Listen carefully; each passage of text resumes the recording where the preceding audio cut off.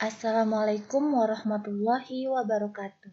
Halo Ananda semua, bertemu lagi bersama Ibu Jenny, mahasiswa PL Fisika dari Universitas Negeri Padang. Bagaimana kabar Ananda hari ini? Ibu harapkan Ananda semua dalam kondisi sehat walafiat dan tetap semangat untuk belajar. Nah, pada pertemuan kali ini, kita akan mempelajari mengenai aplikasi induksi elektromagnetik. Baiklah, langsung saja kita masuk ke dalam materi aplikasi induksi elektromagnetik. Nah, aplikasi induksi elektromagnetik ini ada dua. Yang pertama ada generator listrik dan ada transformator. Nah, generator listrik ini juga ada dua jenisnya. Yang pertama ada generator AC dan yang kedua ada generator DC. Begitu juga untuk transformator. Transformator juga memiliki dua jenis. Yang pertama transformator step up dan yang kedua transformator step down. Nah, langsung saja kita masuk ke dalam materi yang pertama yaitu generator listrik. Nah, pernahkah Ananda mendengar atau melihat generator? Baik itu generator listrik maupun generator angin maupun generator air. Nah, kalau belum, generator itu merupakan alat yang digunakan untuk mengubah energi mekanik menjadi energi listrik. Nah, agar lebih memahaminya, ini ada contoh salah satu generator yaitu pembangkit listrik mikrohidro. Nah, ini merupakan salah satu gambar dari generator. Nah, energi yang menggerakkan generator sendiri sumbernya ada bermacam-macam. Misalnya, pada pembangkit listrik tenaga angin, generatornya bergerak karena adanya kincir yang berputar karena angin. Demikian pula pada pembangkit listrik tenaga air yang memanfaatkan energi gerak dari air. Nah, kalau generator listrik, pembangkit listrik gerak dari generator didapatkan dari proses pembakaran bahan bakar diesel. Nah, prinsip kerjanya adalah peristiwa induksi elektromagnetik. Nah, jika kumparan penghantar digerakkan di dalam medan magnetik dan memotong medan magnetik, maka pada kumparan terjadi GGL induksi. Hal ini dapat dilakukan dengan memutar kawat di dalam medan magnet homogen. Berdasarkan aliran arus, generator dibedakan atas dua, yaitu yang pertama tadi generator AC dan yang kedua generator DC. Nah, baiklah sekarang kita akan membahas mengenai generator AC. Nah, ini merupakan gambar dari generator AC, yaitu terdapat dua magnet, di dalam magnetnya terdapat kumparan, dan terdapat dua cincin luncur atau cincin ganda, dan di sini ada sikat karbon.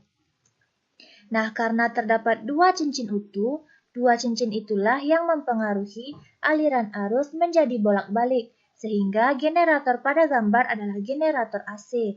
Arus bolak-balik terjadi secara periodik yang berpengaruh terhadap V atau terhadap kecepatan, sehingga dapat digambarkan grafik hubungan antara kecepatan terhadap waktu yaitu ini. Ini merupakan grafik kecepatan terhadap waktu, yaitu grafiknya berbentuk sinus, di mana nilainya mulai dari positif sampai ke negatif. Jadi, generator AC itu merupakan generator yang arusnya merupakan arus bolak-balik. Nah, pada generator AC ini, sumber diputar secara mekanis dan GGL diinduksi pada kumparan yang berputar. Keluaran dari generator tersebut berupa arus listrik, yaitu arus bolak-balik. Nah, skema induksi gaya gerak listrik dapat diamati pada gambar yang berwarna biru ini, yang menunjukkan kecepatan sesaat sisi AB dan sisi CD. Nah, ketika loop diputar searah jarum jam di dalam medan magnet seragam B. Nah, ini loop diputar searah jarum jam di dalam medan magnet B. Nah, GGL hanya dibangkitkan oleh gaya-gaya yang bekerja pada bagian AB dan bagian CD. Dengan menggunakan kaedah tangan kanan, dapat ditentukan bahwa arah arus induksi pada AB itu mengalir dari A ke B. Nah, sementara itu, pada sisi CD, arus mengalir dari C ke D, sehingga aliran menjadi kontinu di dalam loop. Nah, besarnya GGL yang ditimbulkan di dalam sisi AB yaitu GGL sama dengan B dikali L dikali V. Nah, V itu merupakan V sama dengan V sin theta. Mengapa demikian? Karena V tegak lurus terhadap medan loop. Kecepatannya tegak lurus terhadap loop. Maka di sini juga ada sudut, sehingga V ini bernilai V sama dengan V sin theta. Nah, sehingga persamaannya berubah menjadi GGL sama dengan B dikali L dikali V sin theta. Nah, resultan GGL yang terjadi merupakan jumlah GGL terinduksi di sisi AB dan CD yang memiliki besar dan arah yang sama sehingga diperoleh.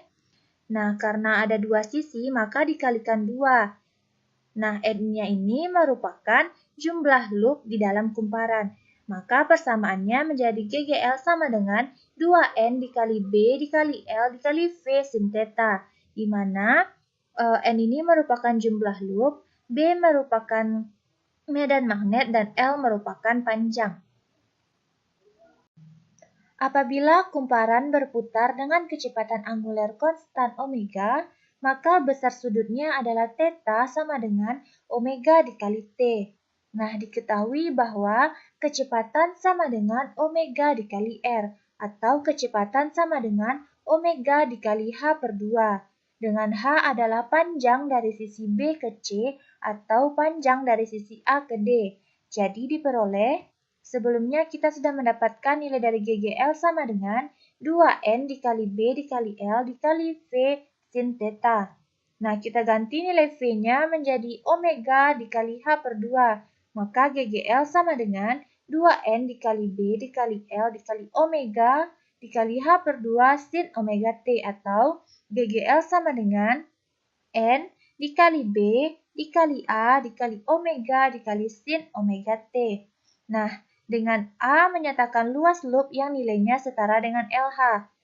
Nah, L dikali H ini merupakan A, dan 2-nya dapat kita coret. Maka hasilnya N dikali B dikali A dikali omega dikali sin omega T.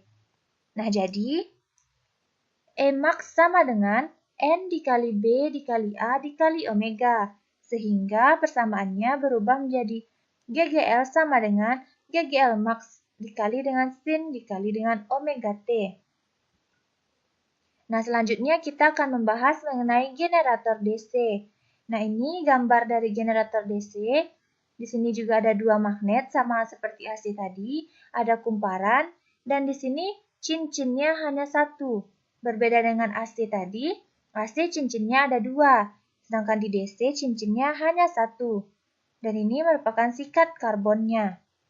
Nah, generator DC menggunakan cincin belah atau komutator yang hanya mempunyai satu terminal keluaran, sehingga arus listrik yang dihasilkan berupa arus arah atau arus DC, walaupun sisi kumparan dalam magnet-magnetnya berputar. Nah, ini gambar hubungan kecepatan terhadap waktu, di mana dari grafik ini dapat kita lihat bahwa nilainya hanya pada sisi yang positif saja. Berbeda dengan AC tadi, nilainya dari positif hingga negatif. Nah, jadi perbedaan antara generator AC dan DC itu terjadi pada arusnya, di mana AC itu berbentuk bolak-balik dan DC berbentuk searah. Selanjutnya, kita akan mempelajari mengenai transformator. Nah, pernahkah Ananda mendengar atau melihat transformator ini? Nah, transformator merupakan alat yang digunakan untuk menaikkan atau menurunkan tegangan AC, di mana transformator terdiri atas dua kumparan kawat yang membungkus inti besi, yaitu yang pertama ada kumparan primer, yaitu kumparan yang dihubungkan dengan tegangan masukan, dan yang kedua ada kumparan sekunder, yaitu kumparan pada tegangan keluaran.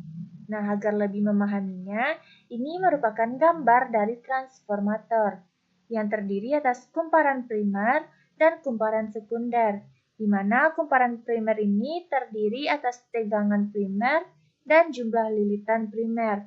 Begitu juga untuk kumparan sekunder, ada jumlah lilitan sekunder dan juga ada tegangan sekunder.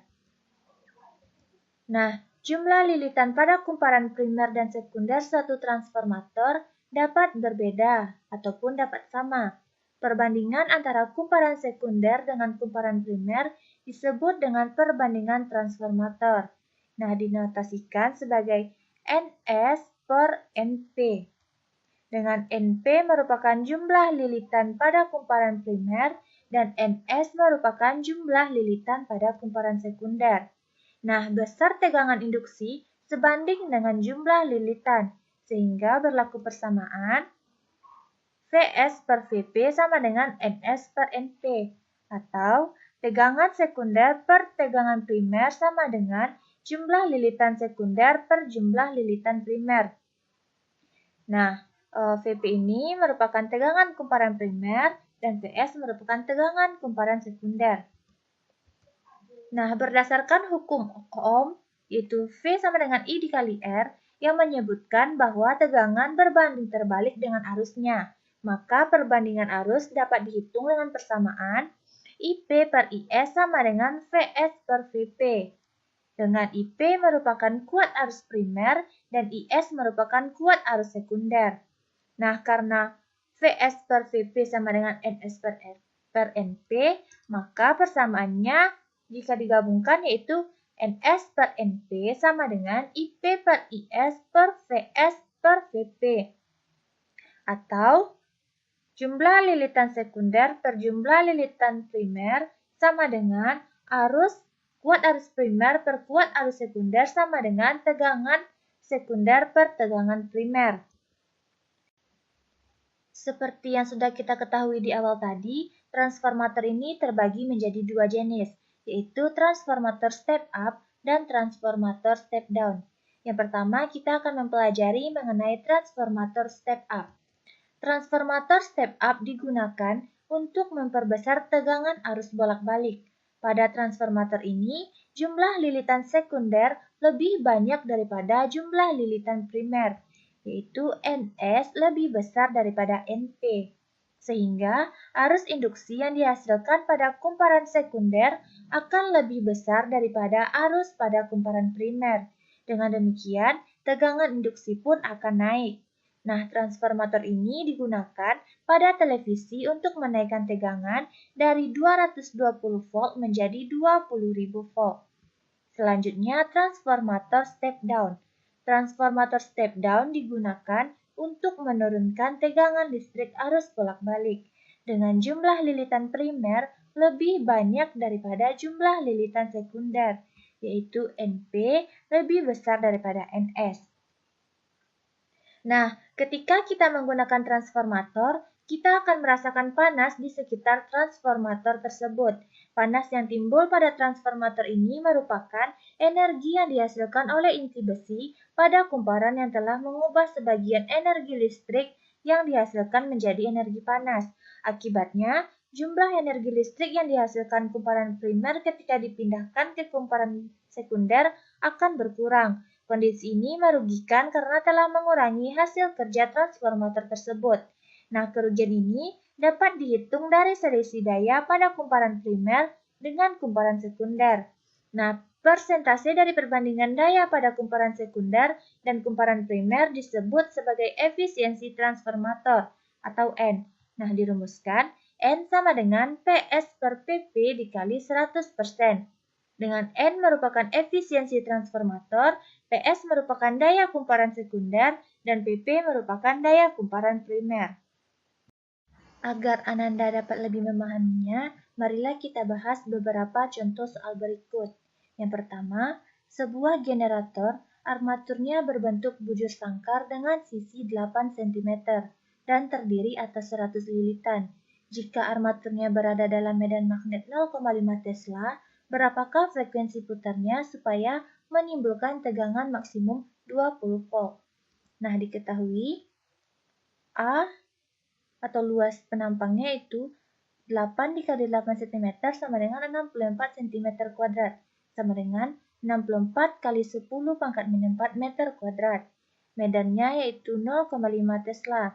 Jumlah lilitannya 100 lilitan dan GGL maksimumnya 20 volt.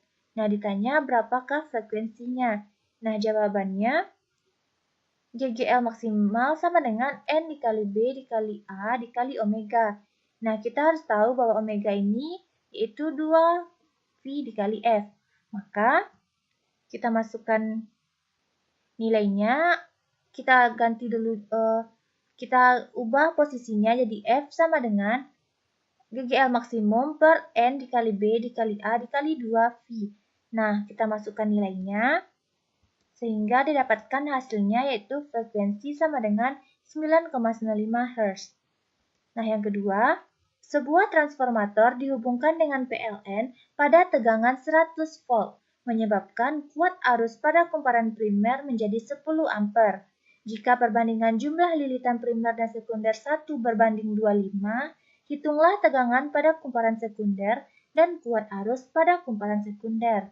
Nah, kita ketahui tegangan primernya 100 volt, kuat arus primernya 10 ampere, perbandingannya yaitu 1 berbanding 25. Nah, ditanya berapa tegangan pada sekunder dan kuat arus pada sekunder. Nah, jawabannya persamaannya yaitu Vs per Vp sama dengan Ns per Np. Nah, jadi Vs sama dengan Ns per Np dikali Vp. Kita masukkan nilainya sehingga didapatkan Vs atau tegangan sekundernya yaitu 2500 volt. Nah, selanjutnya kita mencari kuat arusnya dengan persamaan Ns per Np sama dengan Ip per Is. Nah, kita masukkan nilainya sehingga didapatkan hasilnya Is sama dengan 0,4 ampere. Baiklah Ananda semua, sekian materi kita pada pertemuan kali ini. Ibu harapkan Ananda semua dapat memahami materinya dengan baik. Assalamualaikum warahmatullahi wabarakatuh.